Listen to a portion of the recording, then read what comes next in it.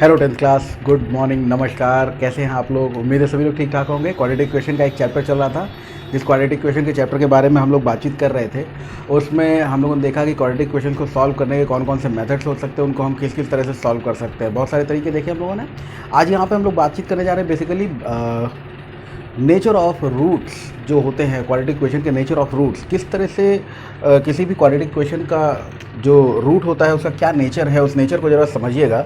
हम सभी लोग एक बात जानते हैं कि श्रीधराचार्य भारत के मैथमेटिशियन थे। 1025 में उन्होंने एक फार्मूला बनाया था, और ये फार्मूला उन्होंने जो ब्रह्मगुप्त थे उनके फार्मूले को सुधार कर बनाया था, है ना, जिसको भास्कराचार्य द्वितीय ने कहा था कि ये क्वाड्रेटिक फार्मूला है। इसको क्वाड्रेटिक फार्मूला यानी द्विघात सूत्र के नाम से भास्कर द्वितीय ने बुलाया था। तो ये क्या था? Minus b plus minus under root b square minus 4ac upon 2a। अब इस पे आप डिपेंडेंसी समझो ज़रा कि अगर हम इसको ये माने कि ये जो वैल्यू आप लोग देख रहे हो,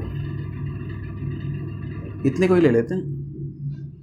ये जो इतनी वैल्यू आप लोग देख पा रहे हो, इस पूरी वैल्यू को अगर आप समझें b, इसको हम कैपिटल D से डिनोट करेंगे।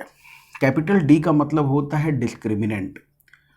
डिस्क्रिमिनेंट और डिस्क्रिमिनेंट का मतलब क्या होता है? डिस्क्रिमिनेंट का मतलब होता है विभेदक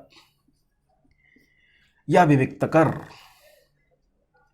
क्या है ये? इसकी क्या ज़रूरत है? विविक्तकर, विभेदक, इस चीज़ को समझिएगा, क्योंकि ये बताने की कोशिश करता है कि किसी भी क्वाड्रेटिक इक्वेशन के रूट क्या होंगे, क्या क्या हो सकते हैं। गौर करिएगा ज़रा, क्वाड्रेटिक इक्वेशन के रूट्स इस पर किस तरह से डिपेंड करते हैं। अगर ये वैल्यू बेटा जो आप लोग देख रहे हो ना, बी स्क्वायर माइनस 4ac, जिसको हम लोग डिस्क्रिमिनेंट के नाम से जान रहे हैं, कैपिटल D से डिनोट कर रहे हैं, ये वैल्यू अगर ग्रेटर देन 0 है, 0 से बड़ी है, तो यहाँ पर माइनस बी होगा, उसमें प्लस ये वाली वैल्यू करोगे, अपॉन में 2a करोगे। माइनस बी होगा, उसमें माइनस ये वाली वैल्यू करोगे, अपॉन में 2a करोगे। इस तरह से जब करोगे तब कहीं जा करके आपको कोई वैल्यू मिलेगी। यानी कि इस तरह से अगर सिस्टम आप देखोगे तो यहाँ पे आपको 2 डिस्टिंक्ट रूट मिलेंगे, 2 अलग अलग रूट्स मिलेंगे। और ऐसा कब होगा? जब बी स्क्वायर माइनस 4ac यानी डिस्क्रिमिनेंट जो होगा वो 0 से बड़ा होगा। ठीक, अब सपोज करो कि ये 0 के बराबर हो जाए। अगर ये डिस्क्रिमिनेंट यानी कि d बराबर हो जाए 0 के, तो ये 0 के बराबर हो गया। क्या बचा आपके पास में? Minus b upon 2a, plus minus 0 खत्म। अब b में प्लस 0 करोगे तो b, माइनस 0 करोगे तो b, minus b upon 2a, यही बचा। यानी अगर मान लीजिए पहला केस हम इसको समझ लें और दूसरा केस अगर ये जाने कि जो बी स्क्वायर माइनस 4ac है, यानी डिस्क्रिमिनेंट जो है ये बराबर हो गया 0 के, तो अगर बेटा ये 0 के बराबर हो गया तो इक्वल रूट्स मिलते हैं। ठीक है, इक्वल रूट्स, तो बराबर रूट मिलेंगे माइनस बी अपॉन 2a का।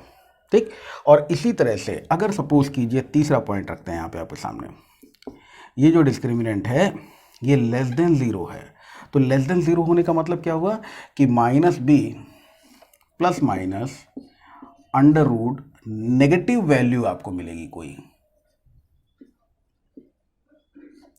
और आपको मालूम है कि नेगेटिव वैल्यू अगर बेटा स्क्वायर रूट में है तो ये टर्म जो होता है डिस्क्रिमिनेंट का, ये जो टर्म होता है ये होता है इमेजिनरी।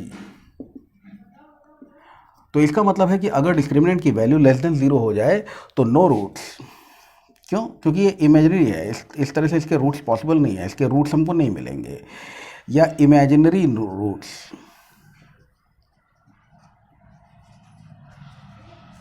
तो ऐसे में कहेंगे नो सॉल्यूशन है। इसमें ओनली वन सॉल्यूशन, 2 रूट्स मिलेंगे, दोनों आपस में बराबर होंगे, इसमें 2 अलग अलग यानी डिस्टिंक्ट रूट्स मिलेंगे। ये इस तरह के नेचर ऑफ रूट्स को हमें समझना चाहिए। और इसके लिए हमें सबसे पहले क्या करना होगा, किसी भी इक्वेशन यानी ax square plus b x plus c is equals to 0, जो एक इक्वेशन होगी वो किस फॉर्म में होगी? ax square plus b x plus c is equals to 0। इससे गिवन इक्वेशन को हमें कंपेयर कराना होगा। कंपेयर कराने के बाद में हमें बहुत सारे रिजल्ट्स मिलते हैं। वो रिजल्ट्स कुछ इस तरह से हम लोग डिसाइड कर सकते हैं। डिस्क्रिमिनेंट अगर बड़ा होगा 0 से, 2 डिस्टिंक्ट रूट्स, अगर ये बराबर होगा तो इक्वल एक ही मिलेगा रूट, वही इक्वल हम 2 बार लिख देते हैं। जैसे अगर मान लीजिए इसको 3 मिल गई, 3 मिला आंसर, तो हम कहेंगे 3,3, एक्स की वैल्यू 3,3। तो इक्वल रूट्स होते हैं 2 रूट्स, दोनों इक्वल होते हैं। और नो रूट्स अगर ये डिस्क्रिमिनेंट की वैल्यू लेस देन 0 हो, 0 बड़ा हो, यानी नेगेटिव वैल्यू अगर मिले तो। ठीक है, इतनी बातों को लेकर ये क्वेश्चन फर्स्ट लिखा हुआ है आपके सामने। क्वेश्चन फर्स्ट कह रहा है find nature of the roots of following quadratic equation if real roots exist find them. तो अगर रियल रूट्स होंगे तो हमें वो रियल रूट्स बताने भी हैं कि वो कौन कौन से हैं। आइए देखते हैं। देखिए जरा, इन बातों को कोने में लिखा रहने देता हूँ, काम आएंगे भी, बाकी बातों पे आगे बढ़ते हैं। देखिए जरा, यहाँ पर अगर हम फर्स्ट क्वेश्चन की बात करें तो फर्स्ट क्वेश्चन आपको दिया हुआ है 2x² - 3x + 5 = 0। हम इसे कंपेयर करेंगे किससे, ax² + bx + c = 0 से। हमें a की वैल्यू मिल गई 2, b मिल गया -3 और c मिल गया 5। क्लियर हो गई होगी इतनी बात। अब हमें इसमें क्या करना है, डिस्क्रिमिनेंट की वैल्यू देखनी है। b² - 4ac डिस्क्रिमिनेंट यानी b² - 4ac यानी -3 का स्क्वायर -4, a की वैल्यू है 2 और c की वैल्यू है 5। और इस तरह से आपने देखा 3 3 9 हो जाएगा, -5 4 20 40, यानी वैल्यू -31 मिल रही है। -31 नेगेटिव वैल्यू जो होगी, इसका मतलब डिस्क्रिमिनेंट की वैल्यू जो है वो छोटी आ गई किससे, 0 से। और डिस्क्रिमिनेंट अगर छोटा होगा तो क्या होगा, नो रूट्स, इमेजिनरी रूट्स, यानी ये पॉसिबल ही नहीं है। पहला वाला आंसर सबको पता चल गया होगा। आते हैं सेकेंड पार्ट पर। देखो सेकंड क्वेश्चन बेटा क्या कह रहा है। सेकंड क्वेश्चन कह रहा है 3x² - 4 √x। ये कुछ गलत लिख दिया मुझे लग रहा है मैंने, ये 4√x नहीं है, 4√3x है। हाँ जी, ये जो है ये 4√3x है। क्वेश्चन सही कर लीजिएगा, 4√3x, 4√3x, ठीक है। तो ये हो गया 4√3x + 4 = 0।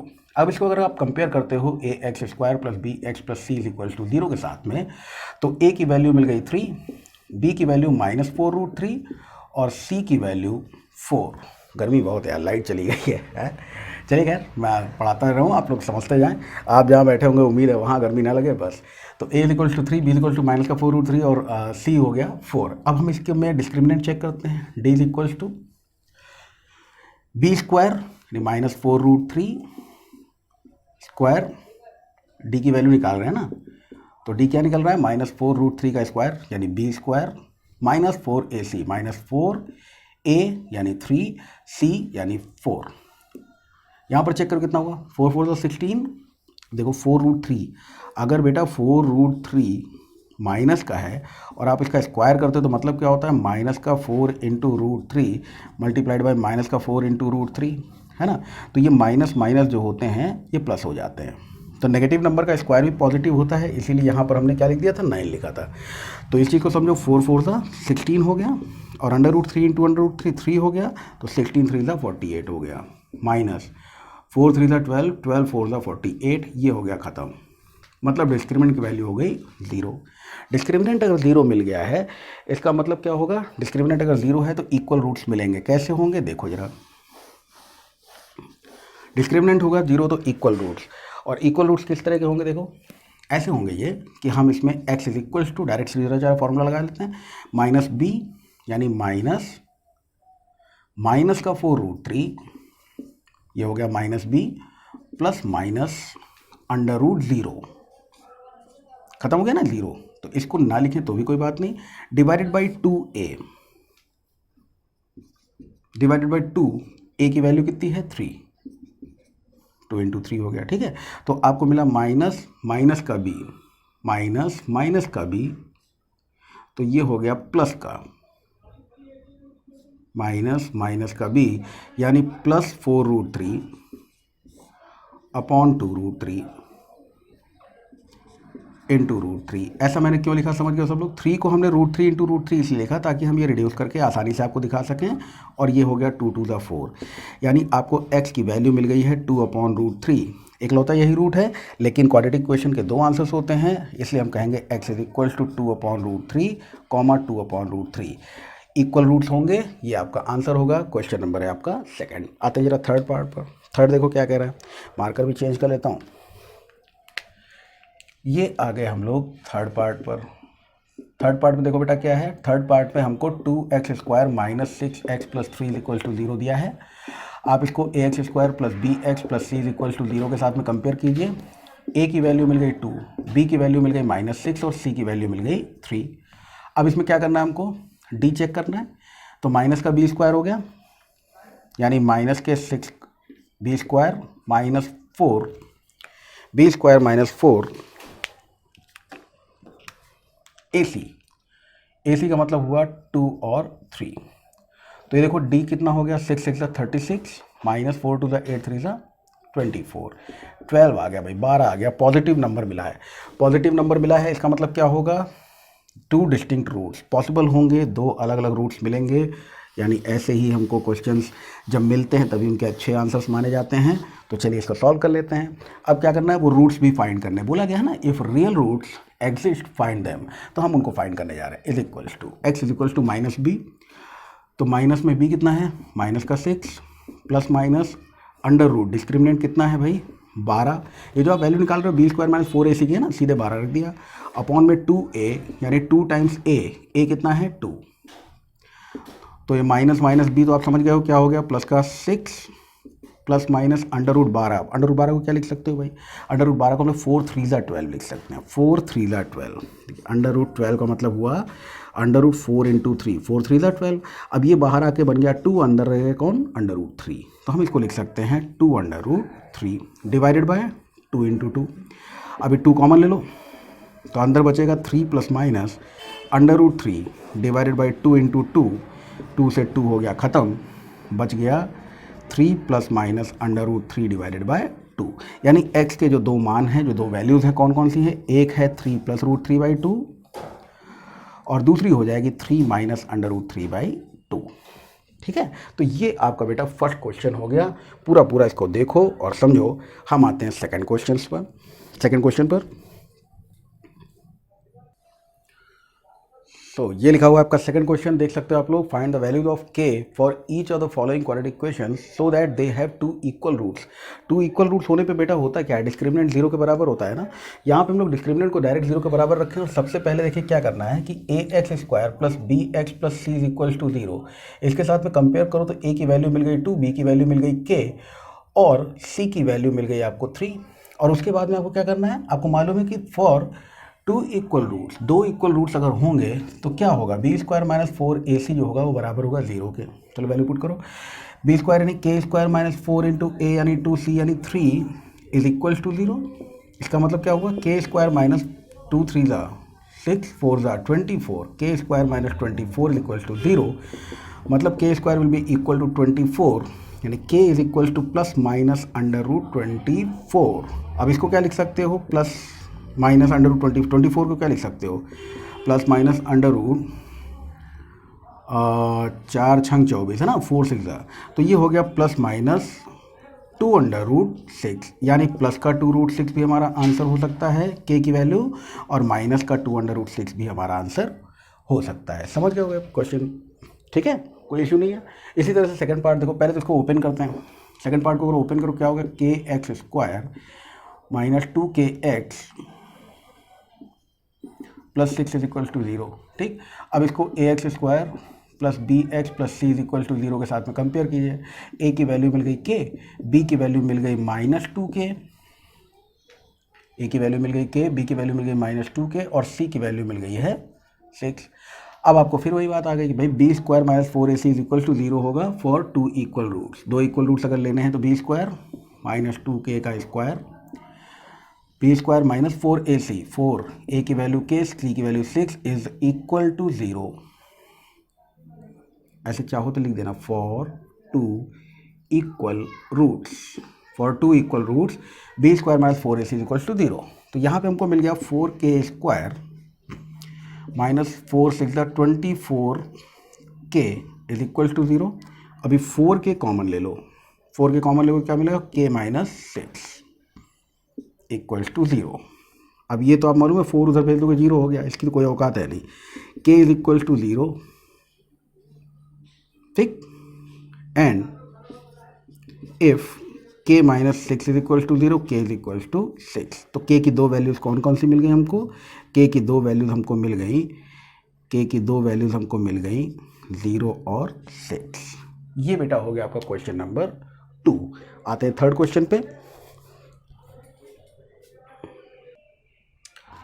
चलो यार, ये आपका थर्ड क्वेश्चन लिख रहा है, हाँ लिखा हुआ है, is it possible to design a rectangular mango grove whose length is twice its breadth and the area is 800 metre square, if so find its length and breadth. तो ऐसा पॉसिबल है क्या कि एक आयताकार, क्या ऐसा संभव है कि एक आयताकार आम का बगीचा बनाया जा सके जिसकी लंबाई जो है उसकी चौड़ाई की दुगनी हो और उसका क्षेत्रफल जो है वो 800 वर्ग मीटर हो? अगर बनाया जा सकता है तो उसकी लंबाई और चौड़ाई बताएं। तो देखो यहाँ पर हमको ये बताया जा रहा है लेंथ जो है वो ट्वाइस इट्स ब्रेड्थ है ना, तो अगर हम इसकी ब्रेड्थ मान लें, हमने कहा let the breadth be x, तो लेंथ कितनी हो जाएगी बताओ? लेंथ जो होगी वो हो जाएगी 2x, और एरिया वाइज आपसे बोला जा रहा है एरिया जो है 800 है, यानी x इंटू 2x, तो 2x इंटू एक्स आपने किया और वो 800 हो रहा है।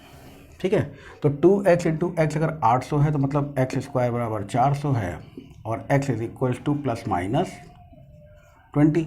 अब माइनस 20 तो नहीं हो सकता है, माइनस 20 नहीं हो सकता, प्लस 20 तो हो सकता है ना, तो प्लस 20 हो सकता है, मतलब ब्रेड्थ हो गई 20 और लेंथ हो गई 2x यानी 2 टाइम्स 20। ये हो गया आपका क्वेश्चन नंबर 3।